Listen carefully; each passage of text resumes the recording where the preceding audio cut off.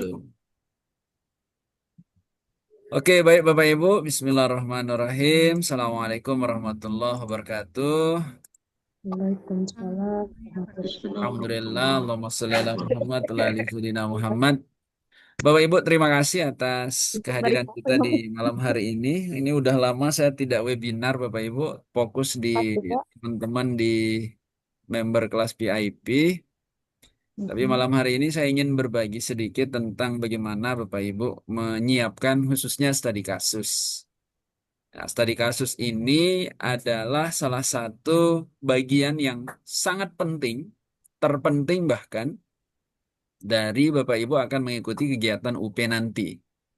Bapak Ibu mungkin sudah tahu ya, jadi gambaran dari UP itu Bapak Ibu akan ketemu dengan tiga model soal. Yang pertama SJT, kemudian yang kedua PCK, dan yang ketiga adalah studi kasus. Yang menyumbang nilai besar itu ada dua Bapak Ibu. Di SJT dan di studi kasus. Karena di soal SJT itu semua soal memiliki skor. Jadi tidak ada nilai nol. Di setiap pilihan itu kan nanti skornya 1, 2, 3, 4, 5. Jadi kalau Bapak Ibu rata-rata menjawab yang paling benar, maka nanti skornya 5. Dan keyakinan saya hampir jarang kita temukan nanti Bapak Ibu akan menjawab soal di SJT itu nilainya atau skornya 1. Nah, itu nanti yang memberikan sumbangan besar untuk nilai UP Bapak Ibu. Kemudian yang kedua adalah di soal studi kasus. Makanya ini penting Bapak Ibu. Kalau soal PCK itu soal yang menentukan apa skornya itu adalah 0, 1, benar salah gitu. Tapi Bapak Ibu tidak perlu terkhawatir. Artinya kalau studi kasus ini alhamdulillah Bapak Ibu bisa selesaikan, udah insya Allah yakin lulus karena ditambah dengan di soal SJT-nya gitu. Baik Bapak Ibu, eh, sedikit saya ingin memberikan informasi tentang bagaimana Bapak Ibu menyusun studi kasus. Nah, di malam hari ini saya ingin share tentang bagaimana Bapak Ibu menyusun studi kasus tidak menggunakan manual Bapak Ibu. Jadi kita ingin selesaikan dengan menggunakan AI, ya ChatGPT.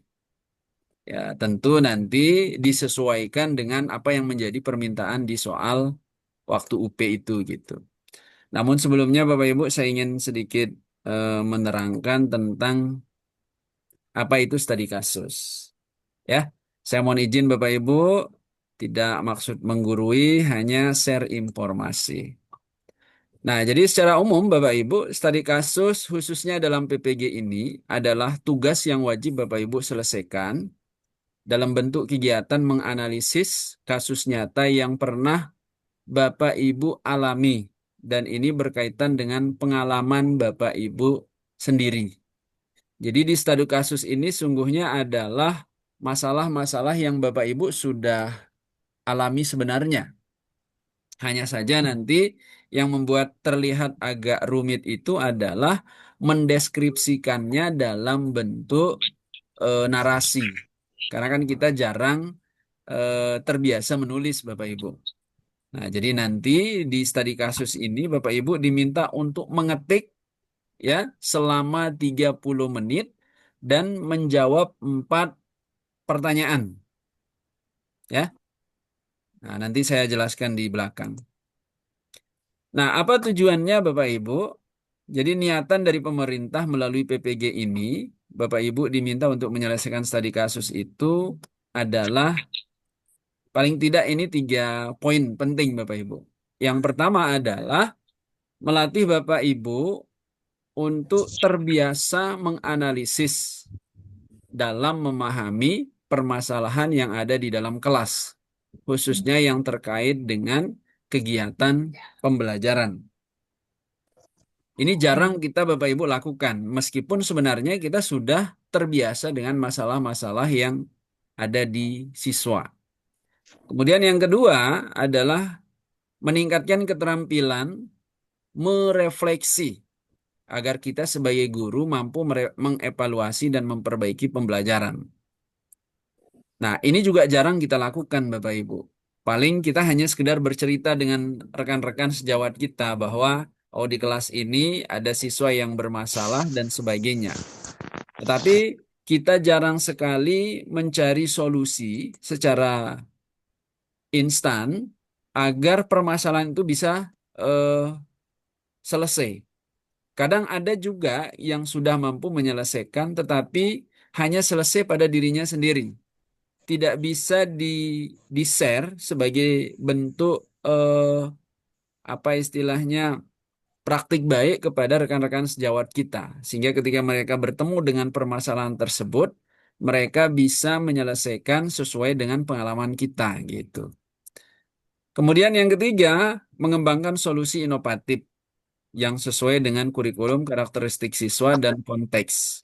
Jadi kalau kita terbiasa Bapak Ibu menyelesaikan permasalahan-permasalahan yang kita alami di dalam kelas, maka sungguhnya secara tidak langsung kita sedang menyiapkan diri kita untuk selalu berinovasi. Karena kalau kita terbiasa dengan masalah, lalu kemudian mencoba untuk menyelesaikannya, biasanya pada saat proses menyelesaikan, maka kita akan mempersiapkan diri dengan hal-hal yang bisa meningkatkan kapasitas kita dan secara tidak langsung memberikan pelayanan yang baik kepada peserta didik kita, gitu Bapak Ibu. Nah, di PPG ini Bapak Ibu ada 4 masalah yang nanti Bapak Ibu akan bertemu, ya. Jadi yang pertama adalah tentang strategi pembelajaran, ya. Kemudian yang kedua adalah media pembelajaran, yang ketiga LKPD, kemudian yang keempat adalah asesmen. Nah, kabar kurang sedapnya Bapak Ibu, jadi nanti ketika Bapak Ibu bertemu dengan salah satu dari soal ini, ya, jenis masalah ini, Bapak Ibu tidak bisa menentukan secara mandiri. Jadi Bapak Ibu nanti akan dipilihkan oleh sistem, ya. Jadi tidak semau kita Bapak Ibu. Jadi Bapak Ibu nanti ketika bertemu dengan studi kasus, maka Bapak Ibu akan dihadapkan dengan satu permasalahan yang diambil dari salah satu 4 masalah ini. Oleh sebab itu Bapak Ibu penting untuk Bapak Ibu menyiapkan keempat-empat ini. Jadi kalau Bapak Ibu sudah menyiapkan keempat-empat ini, manapun nanti yang keluar, maka itu tidak jadi masalah. Tinggal Bapak Ibu menyiapkan bagaimana agar terbiasa untuk mendeskripsikan ulang dalam bentuk tulisan sehingga Bapak Ibu nanti terbiasa dan pada akhirnya selamat dalam menyelesaikan studi kasus ini gitu. Nah, dari 4 jenis masalah ini Bapak Ibu secara umum ada 4 pertanyaan yang diminta untuk Bapak Ibu selesaikan dari 4 ini. Jadi yang pertama adalah kaitan dengan masalah yang pernah Bapak Ibu hadapi.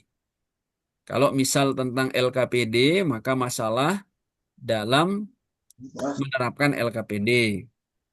Kemudian soal yang kedua, ketika Bapak Ibu sudah mendapatkan permasalahan, ya, Bapak Ibu diminta untuk menentukan solusi dari masalah yang Bapak Ibu hadapi.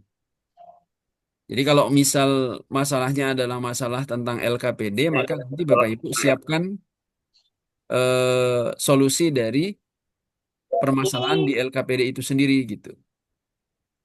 Kemudian yang ketiga adalah Bapak Ibu diminta untuk mendeskripsikan seperti apa sih keberhasilan dari solusi yang sudah Bapak Ibu berikan. Jadi pengaruh dari solusi yang sudah Bapak Ibu eh,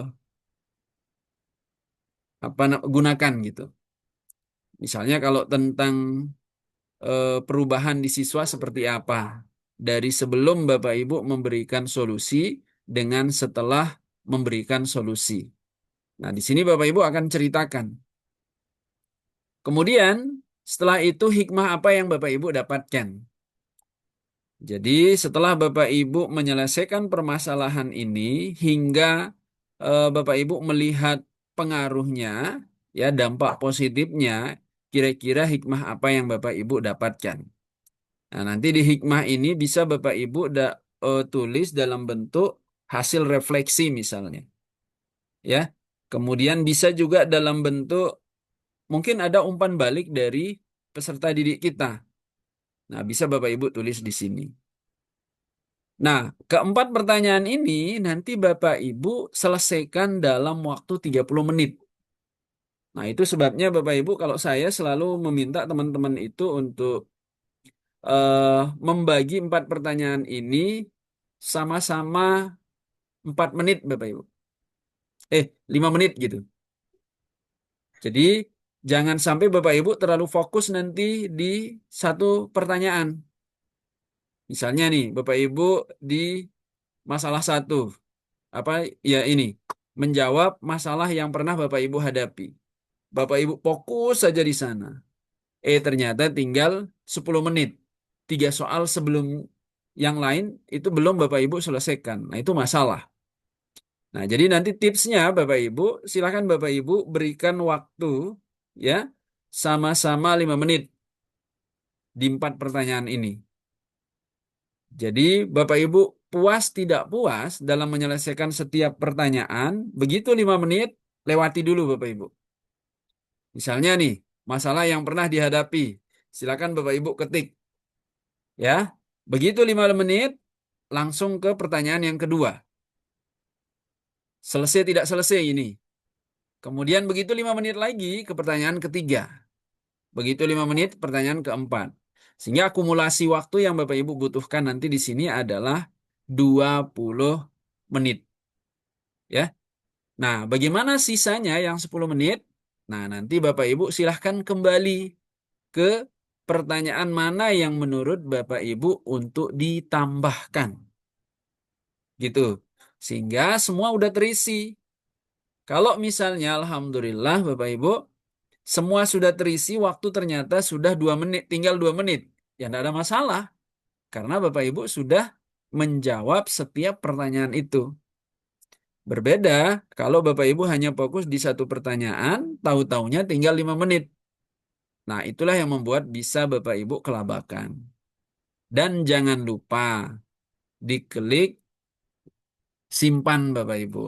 Ya, karena kalau Bapak Ibu tidak simpan, begitu habis waktu, nanti studi kasusnya langsung lenyap. Nah, itu bisa menjadi indikasi ketidaklulusan kita, khususnya di studi kasus ini. Gitu Bapak Ibu. Oke, nah ini ChatGPT Bapak Ibu, promnya nanti saya share, ntar kita praktik dulu Bapak Ibu ya. Ini ChatGPT dengan prom bagaimana menyusun studi kasus, ya ini bisa Bapak Ibu sesuaikan dengan mata pelajaran Bapak Ibu. Ini sebagai contoh saja. Saya seorang guru matematika SMA, saya memiliki masalah mengenai. Nah, ini bisa Bapak Ibu ganti nih. Strategi pembelajaran. Kemudian bisa ke LKPD dan seterusnya. Sekarang buatkan saya studi kasus dengan komponen berikut. Nah, ini yang 4 tadi Bapak Ibu. Buatkan minimal 400 kata. Boleh Bapak Ibu tulis 500. Ya, oke. Sebentar kita praktik Bapak Ibu. Nanti kita diskusi. Oke. Bapak Ibu sudah paham ya bagaimana eh, menggunakan ChatGPT? Paham. Oke, siap. Paham. Oke, nah Insya sekarang Allah. saya contohkan nih Bapak Ibu. Saya copy. Nah, sesederhana ini Bapak Ibu. Saya seorang guru PAI dah ya. PAI di MA. Saya memiliki masalah mengenai strategi pembelajaran. Oke, kita mulai dari strategi pembelajaran, Bapak Ibu. Sekarang buatkan studi kasus dengan komponen. Nah, udah. Ini aja Bapak Ibu, tinggal kita enter. Nah, ini kita ambil, copy aja.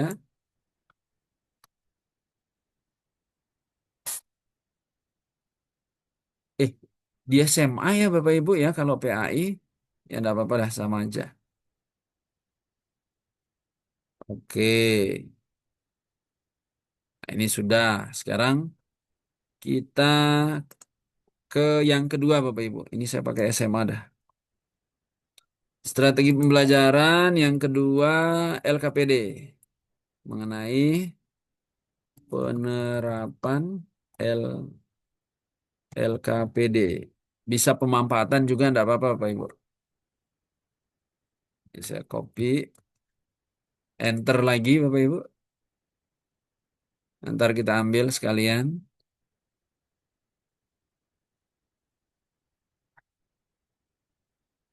Oke.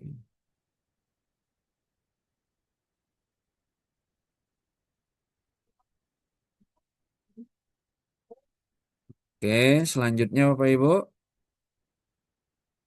Ini penerapan LKPD, kemudian asesmen. Oh, media ya, media-media. Penerapan media pembelajaran.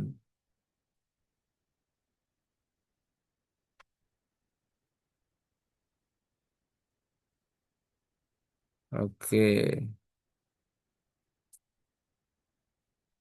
Kemudian yang terakhir mengenai asesmen pembelajaran. Nah,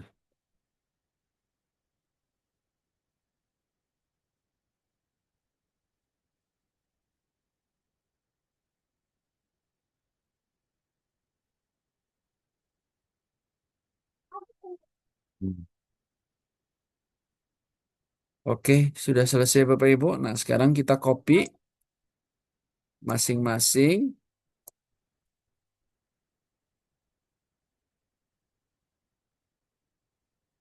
Copy ini Bapak Ibu ya, yang mungkin baru mencoba dengan ChatGPT. Kopinya di sini Bapak Ibu nih, salin. Kita masukkan ke Word.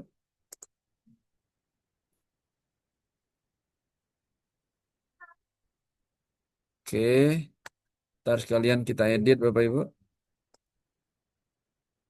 Saya ambil yang kedua,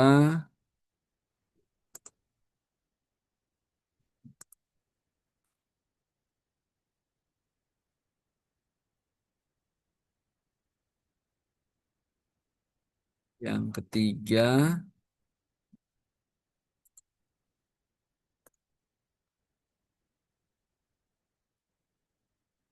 yang terakhir.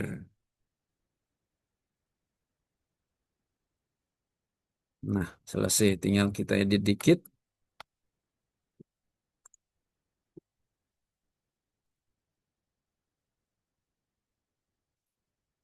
Time New Roman 12. Layoutnya.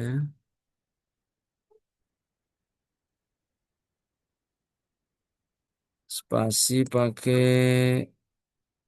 1,5 dah. Nah, oke. Nah, ini Bapak Ibu silakan buang yang tidak perlu. Nah, ini studi kasus strategi pembelajaran. Oke, sudah. Ini mestinya di SMA ya.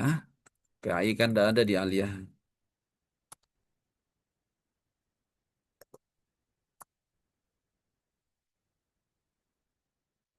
Nah, oke. Ini tidak perlu.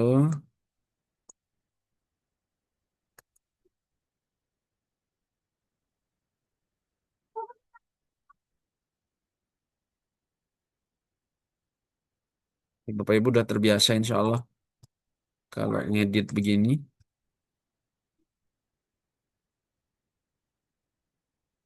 Ini kita buang aja.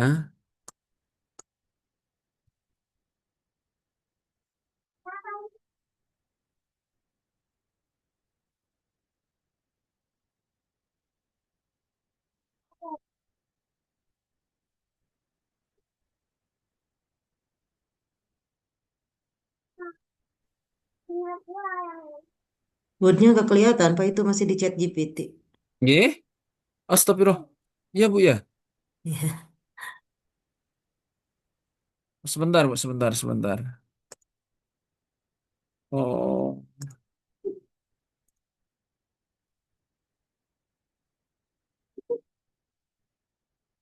ini. Kelihatan Bapak Ibu? Di Word ini? Kelihatan. Kelihatan, Iya, Pak. Oh iya, mohon maaf. Astagfirullah tadi. Salah saya share screen tadi. Iya, sudah kelihatan sekarang. Siap, siap, siap, siap. Oke, nah ini saya tinggal edit Bapak Ibu nih. Satu lagi, ini saya buang yang tidak perlu. Nah, ini 4 masalah sudah Bapak Ibu. Pertama, terkait dengan strategi pembelajaran. Saya yakin Bapak Ibu yang diberikan oleh ChatGPT ini pernah kita alami. Ya, sebagai coba Bapak Ibu perhatian nih. Saya pernah menghadapi permasalahan serius dalam strategi pembelajaran di kelas. Masalah utamanya muncul rendahnya partisipatif aktif peserta didik. Nah, di mapel apapun ini ada Bapak Ibu. Nah, ini udah selesai Bapak Ibu nih. Jadi ada 4 masalah studi kasus yang sudah ada ini, yang sudah siap. Nah, sekarang caranya Bapak Ibu, kalau sudah seperti ini, silahkan Bapak Ibu print. Ya, kemudian siapkan waktu setiap hari yang mungkin tidak perlu banyak Bapak Ibu. 10 menit saja untuk Bapak Ibu sekedar baca. Ya, kemudian menulis ulang. Boleh menulis ulang di buku catatan misalnya sambil duduk-duduk atau boleh mencoba mengetik di laptop ya. Nah, yang ini dan Bapak Ibu bisa gunakan tips ya untuk mencari kata kunci di setiap pertanyaan, masalah yang dihadapi. Nah, bisa Bapak Ibu mulai dari sini. Bisa dengan perkenalan diri juga bisa. Saya seorang guru PAI di SMA Manam. Saya pernah menghadapi permasalahan. Nah, ini Bapak Ibu tinggal tulis ulang saja, ya. Nah, jadi kalau Bapak Ibu Alhamdulillah sudah menyiapkan 4 masalah ini, nah, nanti sistem memilih manapun, maka insya Allah Bapak Ibu tidak akan khawatir karena sudah disiapkan, gitu, ya. Nah, seperti itu Bapak Ibu. Nanti saya share anunya, apa namanya, promnya kalau misal Bapak Ibu ingin mencoba sendiri. Ya. Nah, ini dia promnya nanti saya share Bapak Ibu. Ya, nah seperti itu praktiknya Bapak Ibu. Oke.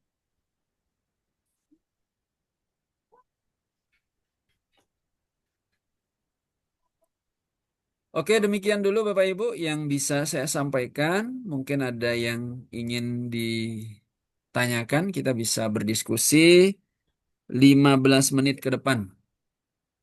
Kami persilakan mungkin raise hand Bapak Ibu, nggih? Oh, aman ya Pak Eki, Alhamdulillah. Oh ya, silakan Bu Walidiah. Silakan Bu Guru. Open mic.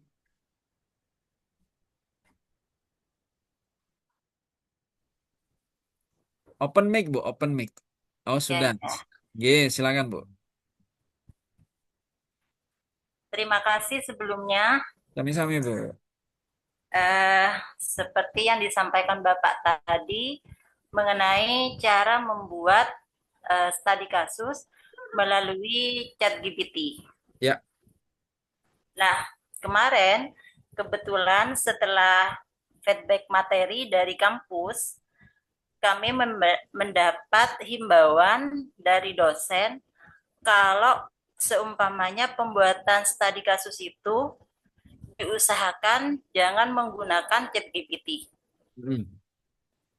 Karena apa?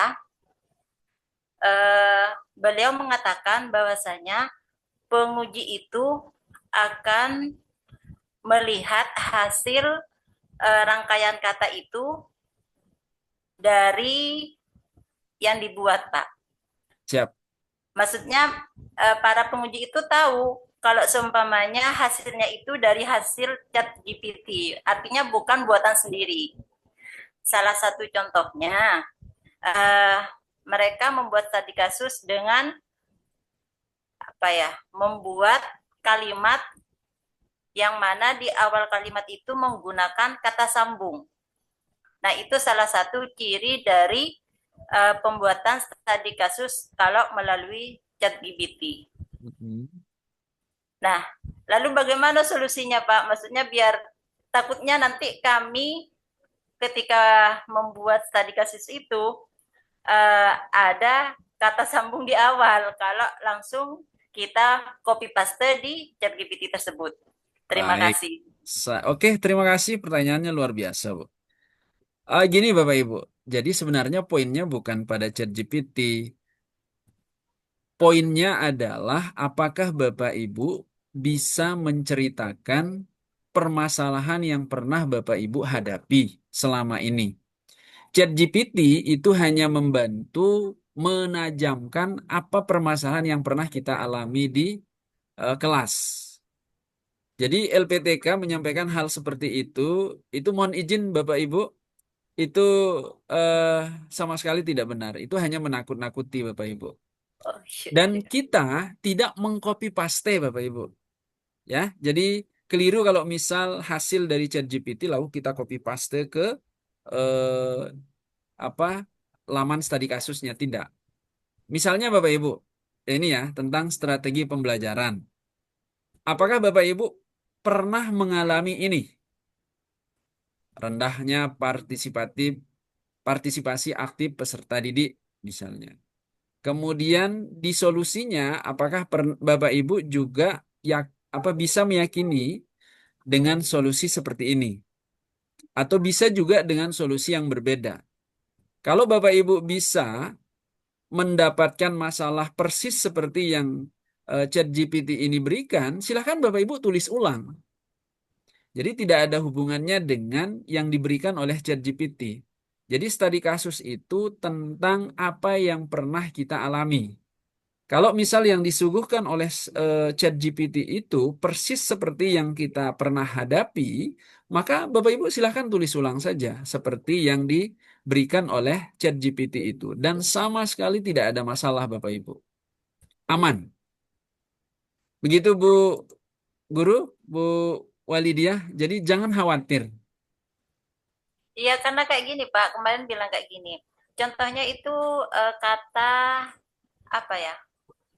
Kata sambung ada di awal kalimat. Nah, kalau sudah ada kata sambung di awal kalimat, maka nanti sudah ke bawah tidak akan dilihat lagi, bilangnya kayak gitu. Nah, kalau misal LPTK menyampaikan seperti itu, maka Bu Guru udah hilangkan kata sambung di pertama, udah selesai. Gitu kan? Ganti ya, Pak ya. Ya diganti, saya adalah guru fikih Ya. di MA bla bla bla. Saya memiliki masalah dalam menerapkan eh, strategi pembelajaran. Salah satu masalah yang saya hadapi adalah rendahnya motivasi belajar siswa. Gitu. Gitu, Bu. Iya, Pak ya. LPTK agak idealis kalau ngomong. Padahal, ini mohon izin, padahal kalau ada peserta PPG yang tanda kutip tidak lulus, itu menjadi catatan LPTK itu malah oleh pusat. Nggih. Gitu Bu Walidia, jangan khawatir. Iya, ya, Pak. Iya, Pak. Konsep ini saya berikan ke teman-teman dari batch 1 loh. Batch 1, 2, 3. Dan alhamdulillah tidak ada masalah. Ada satu memang yang tidak lulus di studi kasus seingat saya. Bukan karena beliau tidak bisa menjawab. Tetapi karena beliau asik nulis sampai waktu selesai, belum mengklik selesai, studi kasusnya hilang. Sehingga beliau harus retaker. Lulus sih sekarang alhamdulillah. Udah lama lulus. Gitu Bu Guru. Ya, Angge. Tapi enggak apa-apa, harus ditanyakan betul, Bu. Oke, iya, demikian Pak. Bu Walidia. Ada lagi? Sampun? Tidak ada, Pak. Mungkin nanti kalau ada, Siap. angkat tangan Nggih. lagi. Nggih. Silakan Bu Mam Luatus Saadah.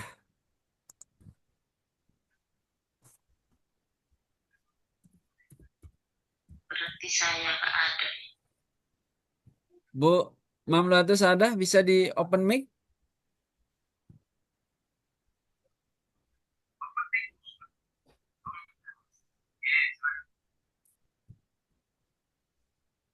Silakan Bu Guru.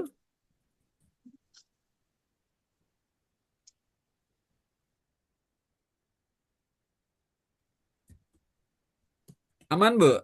Oke, tidak ada suaranya Bu. Kita ke Pak Bentar, Diki bentar. dulu. Ada Bu? Enggak kedengaran Bu. Bu Saadah enggak kedengaran ini. Suaranya tidak ada. Nggih. Suaranya enggak ada Bu Guru. Saya izin ke Pak Diki dulu Bu Guru nggih. Silakan Pak Diki. Suaranya enggak ada Baik, Bu Pak. Saadah. Assalamualaikum warahmatullahi wabarakatuh, Pak Ifni. Waalaikumsalam. Nggih, monggo Pak Guru. Ada hal yang ingin saya pertanyakan Nggih. terkait kata atau jumlah Oh kata iya. yang terdapat di studi kasus. Itu Hmm. ada kabar katanya harus sekian kata seperti itu, Pak. Ya, Nah, apakah betul nulis studi kasus itu harus 400 kata atau 500 kata atau berapa kata seperti itu. Terus yang baik. kedua, kalau misalnya ketika kita mengisi studi kasus ternyata nggak mencapai target, nggak mencapai sejumlah 400 kata misalkan, itu apakah membuat mahasiswa itu tidak lulus gitu Pak Ibnu? Terima Baik, kasih. baik. Baik, terima kasih Pak Diki. Jadi sebenarnya gini Pak Guru, Bapak Ibu. Em, LPTK itu atau pusat itu kenapa seolah-olah membatasi ada minimal kata? Karena pernah kejadian Bapak Ibu. Sebenarnya tidak ada. Pernah kejadian 4 pertanyaan yang tadi itu peserta itu menjawabnya dengan sangat sederhana Bapak Ibu. Misalnya gini, ini yang kejadian. Apa masalah yang pernah Bapak Ibu hadapi? Jawabannya hanya satu kalimat. Siswa tidak termotivasi dalam belajar. Siswa tidur di kelas. Selesai menjawab satu pertanyaan. Pertanyaan kedua, solusi apa yang diberikan? Saya menggunakan model pembelajaran yang mengaktifkan siswa. Selesai. Berlanjut lagi ke soal yang ketiga. Dampaknya seperti apa? Siswa tidak mengantuk lagi. Hikmahnya, saya bisa menerapkan model pembelajaran yang bervariasi. Hanya itu jawabannya. Memang tersirat, ini benar Bapak Ibu. Cuman, peserta ini malas sekali. Jadi, penilai itu belum puas. Narasinya seperti apa, deskripsinya seperti apa, sehingga yang begini terpaksa tanda kutip tidak diluluskan. Nah, inginnya tim penilai itu adalah setiap pertanyaan ini silahkan Bapak Ibu deskripsikan sesuai dengan permasalahan yang Bapak Ibu pernah alami. Ceritakan. Kemudian kalau Bapak Ibu anggap sudah selesai, lanjut ke nomor 2, nomor 3, nomor 4. Bapak Ibu kalau sudah menjawab 4 pertanyaan ini dengan bercerita, sudah Bapak Ibu tidak perlu lihat banyak katanya. Karena di studi kasus itu, waktu Bapak Ibu nanti menjawab, itu tidak ada, kalau Bapak Ibu sudah apa namanya menulis 4 kalimat, sekian kata, tidak ada. Sekian, sudah 400 kata, tidak ada. Poinnya adalah ketika Bapak Ibu sudah yakin 4 pertanyaan itu sudah Bapak Ibu jawab dengan sebisanya sesuai dengan yang pernah Bapak Ibu hadapi, udah selesai. Bapak Ibu tidak perlu khawatir, ini jangan-jangan cuma 200 kata, udah. Bapak Ibu tidak perlu lihat itu aja. Apa lihat itu gitu. Gitu Pak Diki. Jadi begitu Pak Diki sudah menyelesaikan menjawab 4 pertanyaan yang tadi dengan bercerita, udah selesai sudah Pak Diki. Jadi Bapak Ibu jangan khawatir apakah ini 400, apakah ini 300, udah. Itu insya Allah pasti lulus. Gitu Pak Guru. Baik, Jadi terima kasih Pak Ifni, terima tidak kasih. ada minimal. Tetapi jangan menjawab dengan jawaban yang saya contohkan tadi itu. Yakin Sip. sudah Bapak Ibu pasti retaker. Enggak. Baik, Bu Saadah sudah bisa? Coba. Padahal udah open mic loh, Bu. Cek, cek, cek. Oh, enggak ada ya. Ah, kayaknya kendala teknis, Bu, ini. Saya izin dulu, Bu. Ge. Boleh anu aja, Bu. Di kolom komentar saja. Nggih. Pak Husairi, monggo Pak Guru.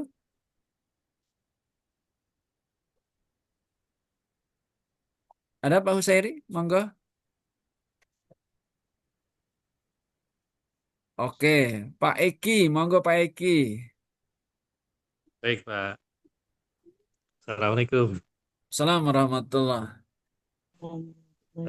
Terima kasih atas waktunya, Pak Hifni. Nggih. Eh, saya itu kemarin waktu tryout kan kita menggunakan aplikasi SEB ya, Pak ya, Ya, Safe SEB Exam betul. Browser. Kalau UP setahu saya juga sama ya, Pak ya. Sama, Pak, sama. Sama. Artinya berarti kita tidak bisa membuka aplikasi yang lain ya. Tidak bisa, Pak. Iya, betul. Nah, artinya apa yang disampaikan Pak Hifni ini berarti kan solusi supaya kita banyak latihan begitu ya, Pak ya. Betul sekali. Banyak latihan menjawab, deskripsinya sudah dicontohkan oleh ChatGPT atau mungkin kita pakai Grok atau pakai Gemini lah. Pokoknya Bebas. ChatGPT yang apa AI yang bisa kita gunakan. Nah, pertanyaan saya Pak, kalau dari pertanyaan tadi kemudian ditambah dengan pertanyaan SCT, kemudian satu lagi apa ya Pak? Yang mana Pak Guru? Yang CT apa ya? Oh, Saya lupa. ChatGPT. Bukan, yang untuk UP itu loh, Oh, yang UP. SJT, PCK. Iya, PCK ya. Nah, Gih. itu prosentasenya berapa persen, Pak, dari Oh iya. dari itu? Kalau kemarin saya di Zoom itu eh, ada sekian nomor, misalkan 35 Betul. sama 30 soal kalau nggak salah ya. Maaf. Nah, ini apakah nanti dari pengalaman Pak Ifni itu dari batch 1, 2, dan 3 itu apakah soal Bisa itu kategori sama atau hampir beda gitu, Pak, dari setiap ya bulan batch 1, perlu 2, 3 diupdate. gitu, Pak. Soalnya Pak Guru. Iya. Iya, apakah ada kesamaan atau bagaimana? Nah, itu pertanyaan saya, Pak, terkait dengan Ya, jadi kita bisa istilahnya meraba-raba, oh, nanti yang keluar ini kayak gitu. Nah, terima kasih Pak ya. Hifni. Baik, terima Assalamualaikum. kasih Pak Guru. Eh, Dingin. untuk presentasi ini masih menjadi eh, rahasia perusahaan pusat kayaknya Pak Guru. Kita tidak pernah diberikan. Cuman eh, jumlah soalnya kita diberikan kan. Eh, jadi ada kemarin kalau di tryout 35, kemudian 25, kemudian studi kasus gitu ya Pak Guru ya? Iya, tadi kasusnya G. 4. Jadi AA. 69. 60 soal, nggih, 60 soal PCK SJT, kemudian satu studi kasus dengan durasi 120 menit. Nggih. Nah, untuk soal-soalnya itu mirip-mirip sama dengan soal sebelumnya. Cuman Bapak Ibu, pengalaman saya mendampingi teman-teman, Bapak Ibu tidak perlu, bukan ingin membuat Bapak Ibu bahagia ya, atau bukan membuat Bapak Ibu mengabaikan untuk belajar. Soal SJT ini Bapak Ibu itu tentang keprofesionalan kita. Jadi saya yakin Bapak Ibu dalam menjawab soal SJT itu kemungkinan skor yang akan Bapak Ibu dapat itu di setiap soal itu yang paling cenderung itu adalah 4 dan 5. Karena untuk soal SJT itu poinnya adalah semua pilihan itu kan ada skornya. Dan saya yakin pilihan-pilihan yang Bapak Ibu akan pilih itu ya skor-skor tertinggi. Tipsnya Bapak Ibu untuk soal SJT itu adalah eh, Bapak Ibu jadi pelayan siswa. Bapak Ibu harus ingat bahwa kita adalah guru. Saya sering mencontohkan nih, kalau misal Bapak Ibu sedang berangkat ke sekolah, Bapak Ibu kebetulan diminta untuk menjadi pembina apel misalnya. Kemudian di perjalanan Bapak Ibu melihat anak keserempet. Apakah Bapak Ibu tolong atau berangkat ke sekolah? Kira-kira mana, Bu? Berangkat ke sekolah atau nolong anak itu dulu? Berangkat ke sekolah. Betul. Nolong dulu. Terlihat agak jahat memang, tetapi saat itu profesi kita adalah sebagai guru. Guru. Jadi, kalau SJT itu skor tertingginya adalah Bapak Ibu berangkat ke sekolah. Karena Bapak Ibu sedang menjadi guru. Gitu. Nah, kemudian untuk PCK itu penerapan Bapak Ibu. Ini agak susah kita memang untuk menentukan jawaban benar salah, tetapi rata-rata itu adalah pengalaman yang Bapak Ibu selalu hadapi di setiap hari di sekolah. Memang sih agak panjang Bapak Ibu soalnya. Tapi saya yakin Bapak Ibu untuk soal UP itu lebih sederhana dibanding saat Bapak Ibu mengikuti UKIN. Karena seperti yang saya sampaikan di awal itu, Bapak Ibu sangat terbantu dengan nilai di studi kasus dengan di SJT gitu. Gitu Pak Eki nggih? Oke, Pak. Terima kasih, Sami-sami Pak Guru. Bu Sri Wahyuni, monggo. Heran. Enten Bu.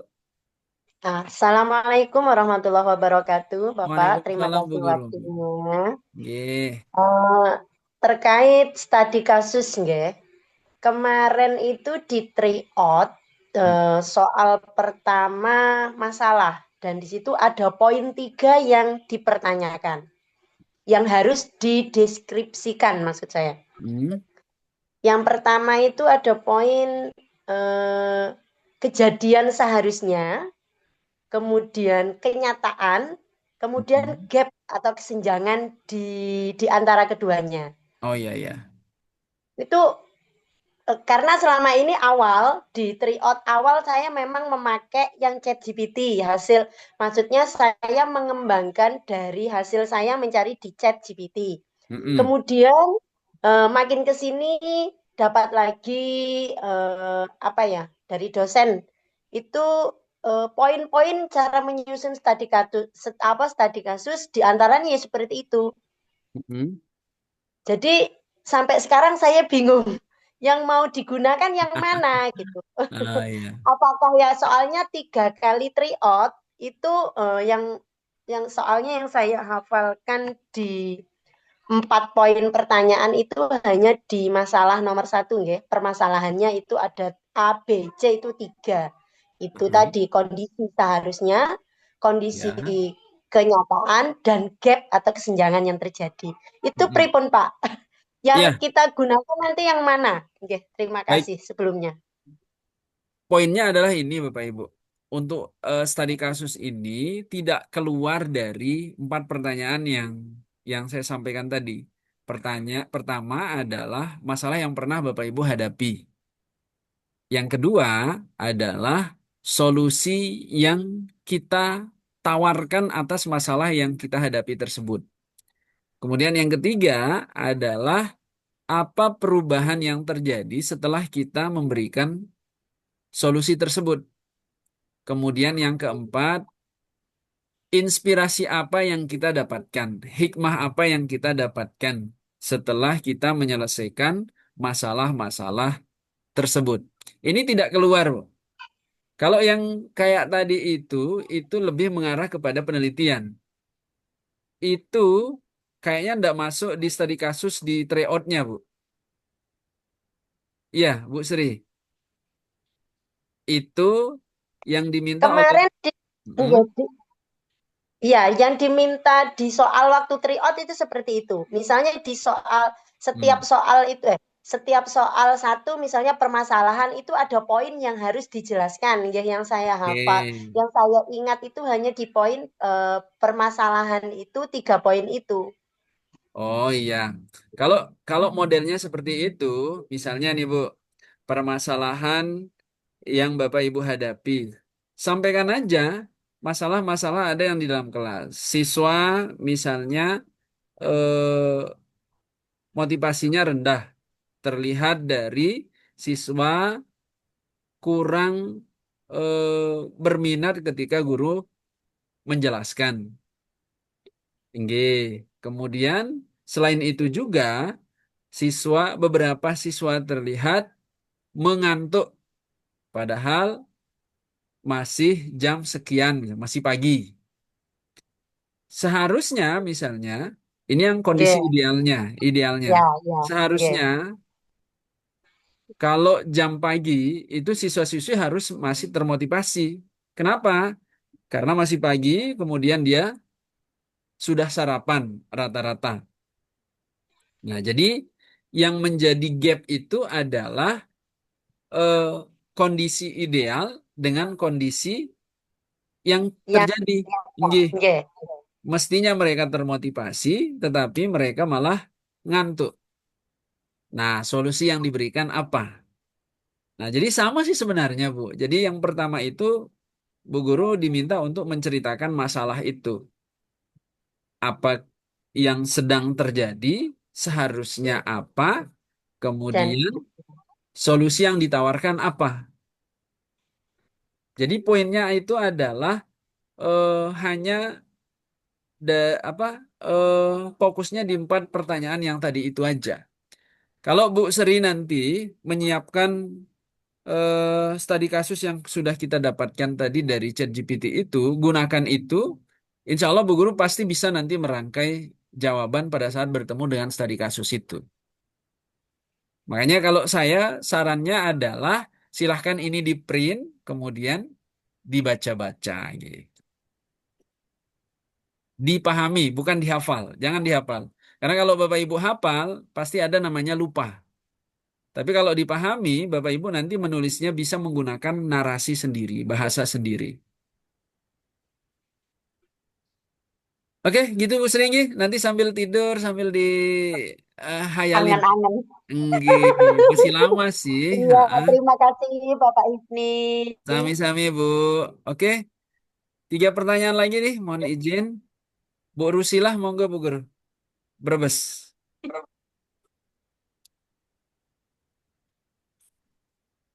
Open mic Bu Guru.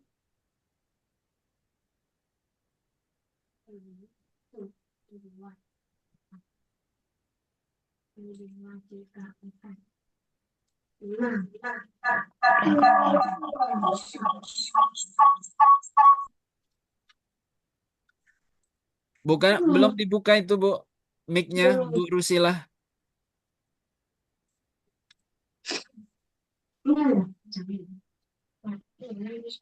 Belum dibuka Bu, open mic.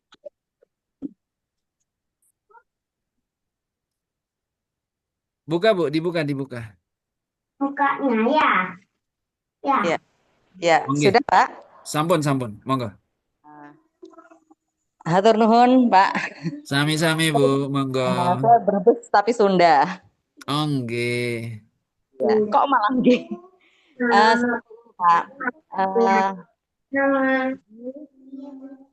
Kemarin waktu tryout kami dari LPTK Raden Mas Said Surakarta itu sudah 2 kali tryout studi kasus. Terus kemudian yang terjadi seperti ini. Jadi kolom-kolom itu isinya tidak sesuai dengan urutan yang sesuai dengan kelas induksi. Misalnya kan kolom yang sesuai kan harusnya masalah, Masalah dulu, solusi, solusi. nggih, masalah, solusi, hasil, terus hikmah nggih. Betul, betul. Nah, tetapi kemudian saya baca waktu tryout itu tulisannya nggak urut seperti itu, Pak.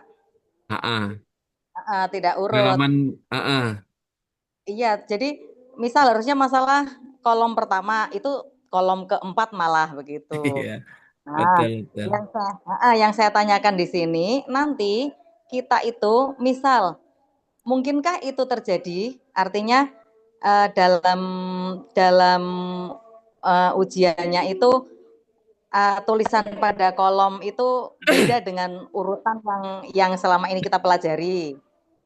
Ya, Pertama itu, terus yang oke. kedua, mungkinkah? Nah, pertanyaan kedua, kalau mungkin itu terjadi, eh, kita jawab sesuai dengan urutan yang kita pelajari atau sesuai yang diminta di dalam kolom. Ya, Itu. Misalnya kolomnya mintanya apa dulu? pengalaman yang Bukan pengalaman masalah ya. berharga. Mungkin pengalaman berharga atau apa gitu, Ya, sesuai yang diminta di kolom atau kita ya pokoknya kolom pertama masalah, kolom kedua oke. hasil, Ya, solusi dan seterusnya begitu, baik, Pak. baik. Terus yang ketiga nih, Wow. yang ketiga Pak, ini intermezzo aja ya. Saya sering bercanda dengan teman-teman satu grup, ya grup liar lah.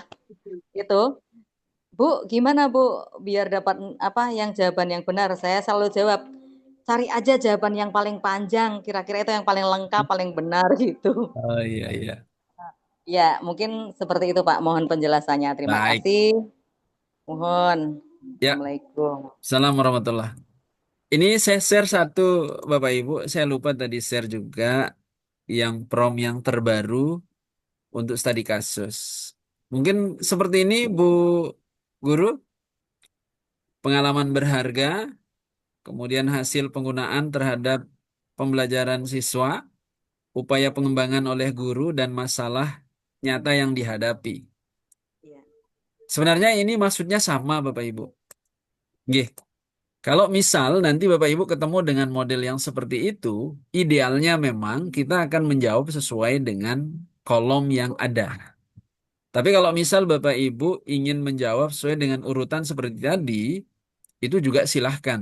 Dan memang sebenarnya adalah ketika kita eh, bercerita tentang studi kasus, itu kita harus berawal dari masalah dulu. Jadi bukan dari bukan kebalik gitu.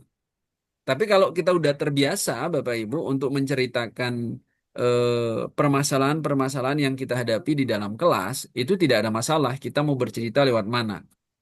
Misalnya kita mau bercerita lewat hikmahnya dulu, ya.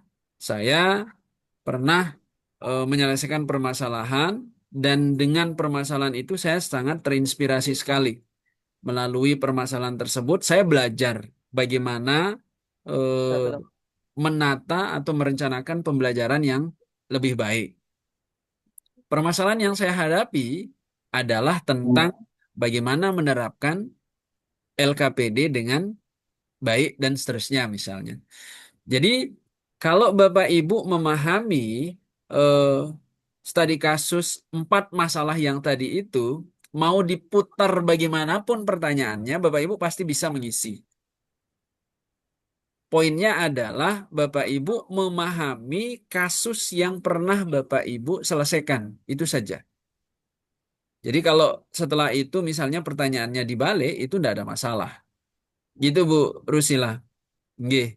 Jadi kata Berarti sesuai. kuncinya adalah kuasai, pahami apa yang menjadi masalah kasus yang pernah kita hadapi dan pernah kita selesaikan gitu.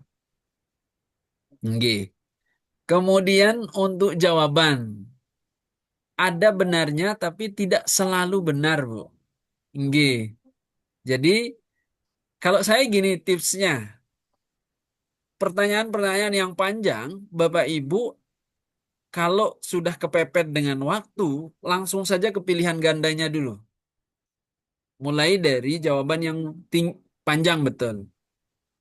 Kalau di soal SJT, itu kita bisa melihat mana jawaban yang paling ideal. Tentu kita memposisikan diri kita sebagai guru yang sebenar-benarnya guru. Ya, jadi Bapak Ibu baca dulu pilihan gandanya, ya, kelihatan kok mana sikap yang tidak baik. Nah, langsung kemudian Bapak Ibu ke permasalahannya. Dan jangan apa namanya membaca pernyataan dari pertanyaan itu mulai dari awal. Biasanya masalah itu dimulai dari kalimat kedua di pertanyaan itu. Banyak kok yang berseliweran Bapak Ibu, tips menjawab soal SJT. Nggih. Iya, betul Pak Ridawan. Jadi kita tidak bisa membuka aplikasi yang lain karena kita memakai Exambro itu. Gitu Bu Rusilah, nggih? G. Nggih. Baik, Makasih, makasih. sami-sami. Bu Saadah udah bisa, Bu? Sudah kedengaran, Pak? Oh, alhamdulillah. Silakan Bu Guru. Ya, terima kasih Pak atas waktunya. Ya. Saya ingin bertanya, yang pertama, apakah bisa soal studi kasus itu dikerjakan duluan sebelum SJT atau PCK ya Pak ya? Oh, enggak bisa, Bu. Nggak bisa ya? Ya, Soalnya selesaikan itu dulu. iya, soalnya kemarin saya itu pas waktu ikut tryout Pak, mohon maaf ini ya Pak ya, saya ngerjakan apa namanya PJK, SJT beberapa sekitar 25 soal gitu Pak ya. Terus di sana kan ada di kolomnya di paling bawah itu ada tulisan ragu-ragu gitu Pak. Oh ya, betul. Ya betul. Terus saya klik ke studi kasus itu bisa Pak. Kalau kalau ragu-ragu, Bu Guru sudah memilih itu. Ketika Bu Guru melanjutkan, maka jawaban yang ragu-ragu itu tetap menjadi pilihan. Dan gini Bu, kalau Bu Guru sudah misalnya nih masuk SJT, Bu Guru tidak menjawab 10 soal, waktu habis, ya langsung nanti ke berikutnya. Oh, Nggih. ya. Enggak Pak. Waktu kemarin yang waktu tryout itu Pak, saya strateginya itu kayak gitu Pak. Dijawab ragu-ragu dulu, baru pergi ke studi kasus tuh bisa Pak. Apa di UP itu bisa kayak gitu juga? Nah, nanti di UP itu dia tidak pakai, Bu Guru pakai apa kemarin tryoutnya? Exambro. Iya, sama. Oh, sama. Nah, itu nanti asal hati-hati aja, Bu Guru. Saya baru menemukan kasus ini sih. Nggih. Ah, begitu 100 biasanya 120 menit selesai, langsung Bu Guru nanti diarahkan ke studi kasusnya. Oh iya ya Pak. Nggih. Ya. Terus Karena soal yang kedua deh. ya, Pertanyaan yang kedua Pak. Tadi Bapak kan menjelaskan ada masalah yang dihadapi ya Pak ya. Itu waktu studi kasus, waktu tryout itu disediakan dari LPTK. Kalau yang di UP ini kita buat sendiri Pak ya, masalah yang dihadapi ini Pak. iya, Kata-katanya. betul sesuai dengan pengalaman Bu Guru. Makanya salah satu Oh, cara untuk mempersiapkannya yang tadi Bu, kita buat melalui ChatGPT, kemudian kita sesuaikan dengan permasalahan yang pernah kita hadapi. Silahkan itu Bu Guru print, kemudian dipahami, coba-coba untuk tulis ulang, ketik gitu. oh ya ya Pak ya. Ya Pak, terima kasih Pak. Sudah jelas, terima kasih. Oke, sami-sami Bu. Pak Husairi, tinggal satu pertanyaan, silakan. Ya, Assalamualaikum warahmatullahi wabarakatuh. Salam Pak Guru. Mohon maaf izin kameranya Ya, di buatan apa-apa Pak? Monggo. yang mau saya tanyakan. Itu kan nanti di UP pakai aplikasi SEB Exambro gitu ya, Pak. Betul. Nah, apakah aplikasinya yang digunakan itu sama dengan aplikasi yang kemarin yang di TO atau Ya, kita nanti install ulang, download ulang aplikasi yang baru? ya. Pakai itu, Pak. Iya, iya. Terima Gih. kasih. Assalamualaikum. Assalamualaikum warahmatullahi. Oke, selanjutnya Pak Acep, terakhir. Assalamualaikum. Assalamualaikum warahmatullahi. Terima kasih atas waktunya, Bapak. Mungkin saya dalam hal ini ada semacam pertanyaan, Pak ya. Mangga. Untuk urgensitasnya, ya, untuk urgensi adanya UP ini itu apa ya? Karena untuk persyaratan di PPG ini kan banyak sekali, Pak ya. Dari mulai RPL yang dikumpulkan gitu aja dari 1 sampai 5. Benar. Kemudian juga bikin video UKIN juga Bikin. ya. Kemudian juga direpotkan dengan UP gitu ya. Ya Nah, Allah. di sini kalau saya ingin bertanya mungkin urgensinya apa sih untuk Ya. harus ada UP, apakah tidak cukup dengan RPL misalkan gitu ya, atau misalkan Iya. video UKIN gitu. Ini. Terus juga pertanyaan berikutnya, tadi kalau nggak salah Bapak menyebutkan itu untuk durasinya 120 menit ya untuk PG pilihan ganda dan untuk studi kasus. 30 menit. Studi kasus ya 120 menit. Nah, itu yang benarnya 120 menit itu plus dengan studi Iya. kasus atau misalkan ada untuk atau ada penambahan waktu selain yang sudah ditentukan 120 menit itu. Oh iya. Ya, kemudian Pak begini, yang Oh. saya rasakan ini sekarang itu bukan masalah studi kasusnya ya, atau bukan masalah apa perbendaharaan kata untuk mengisinya. Cuma yang saya khawatirkan sekarang itu justru adalah hal-hal non teknisnya, Pak. Oh iya, iya. Seperti misalkan ketika pelaksanaan itu mati lampu, jaringan terkendala seperti itu. Iya. Nah, ya justru yang saya rasakan itu justru itu. Ya, bukan masalah studi kasusnya. Ya. Yang saya rasakan, nggak tahu juga yang Iya. lain. Itu saja barangkali Bapak. Terima kasih. Wassalamualaikum warahmatullahi wabarakatuh. Assalamualaikum warahmatullahi wabarakatuh. Baik, terima kasih Pak Asep. Saya mulai dari yang saya ingat dulu. Untuk waktu 120 plus 30. Jadi 30 menit untuk studi kasusnya. 120 untuk PG-nya. Gitu. Kemudian untuk kendala teknis, betul sekali. Kami juga khawatir sekali Bapak Ibu dulu. Jadi kalau saya dulu Bapak Ibu, saya izin sedikit tentang pengalaman saya waktu UP. Jadi dulu saya menyiapkan dua laptop tuh. Saking saya ya Allah menjaga kendala teknis ini, laptop saya sama laptop TU waktu itu untuk jaga-jaga. Kemudian yang kedua, kebetulan laptop saya itu harus bertemu dengan listrik. Jadi kalau dilepas casnya mati gitu.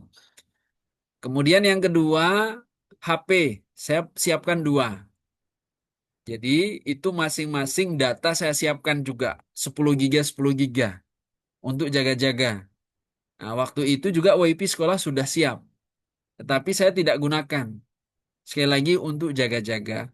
Kemudian saya pastikan juga waktu itu Bapak Ibu cas laptop itu sudah terpasang. Kemudian cas di HP juga terpasang. Nah, dan alhamdulillahnya berjalan dengan baik. Jadi kalau WiFi mati misalnya, saya punya data.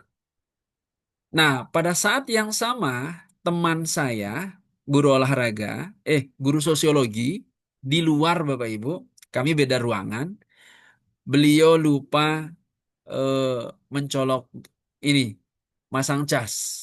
Di pertengahan, itu mati laptopnya. Khawatir sekali, kelabakan Bapak Ibu. Karena tidak ada penambahan waktu. Nah, ini penting betul Bapak Ibu harus siapkan. Ya, tapi syukurnya teman itu alhamdulillah lulus. Nah, itu kendala-kendala teknis yang harus Bapak Ibu siapkan. Jangan sampai Bapak Ibu gara-gara hanya sehari tidak mau berkorban, lantas kemudian mengorbankan yang jangka panjang. Harus retaker dan sebagainya gitu.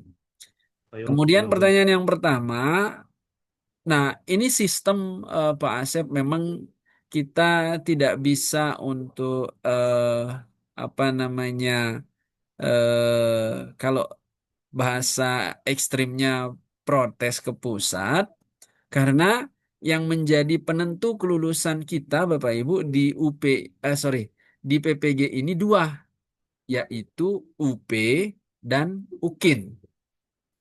UP dan UKIN ini dua hal yang tidak ada sangkut pautnya. Dalam arti mereka kedua hal ini, UP dan UKIN ini memiliki penilaian yang berbeda. Jadi mereka tidak saling memasuki. Ketika UKIN kita bermasalah, kemudian dianggap tidak lulus, maka tidak berarti UP tidak lulus. Jadi nanti kita akan mengulang yang tidak lulus saja. Nah, tetapi kabar baiknya Bapak Ibu, saya beberapa kali berdiskusi dengan teman-teman yang selaku dosen sekaligus sebagai penguji UKIN. Jadi mereka bilang begini, kami ketika menilai teman-teman Bapak Ibu guru tidak berasaskan hasil UKIN saat itu, tidak hanya gitu.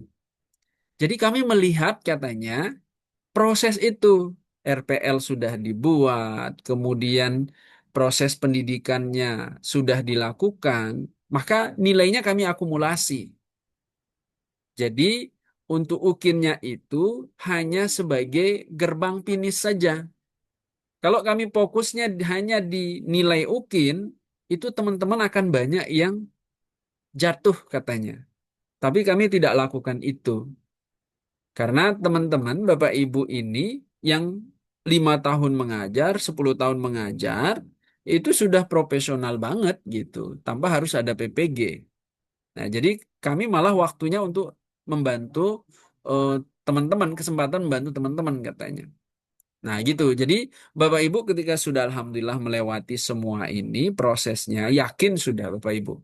Studi kasus Bapak Ibu selesaikan dengan baik, udah bismillah lulus. Dan teman itu bilang ini, kami memberikan nilai itu paling rendah itu baik. Jadi Bapak Ibu tidak diberikan nilai ini dalam bentuk angka. Jadi dalam bentuk interval. Baik, cukup, baik, tidak baik, kemudian sangat baik. Nah, lalu kemudian nanti dipadukan dengan dosen penguji.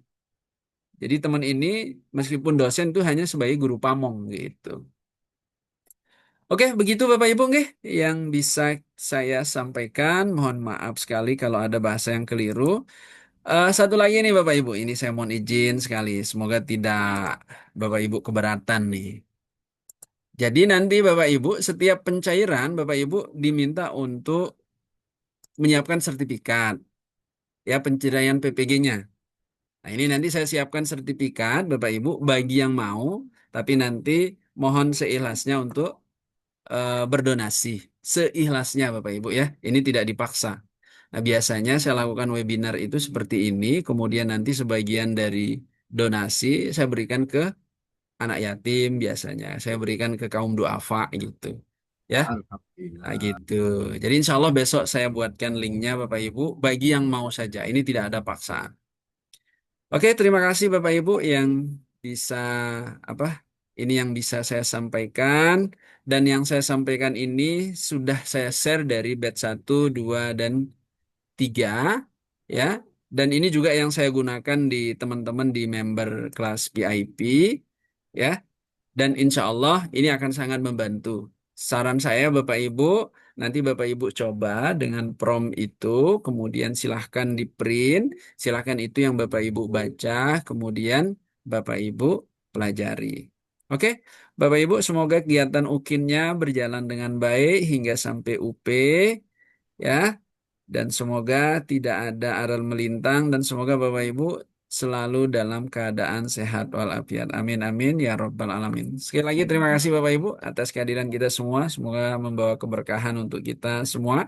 Jangan lupa jaga kesehatan, jaga mental sehingga Bapak Ibu sehat dan semangat selalu. Terima kasih. Assalamualaikum warahmatullahi wabarakatuh.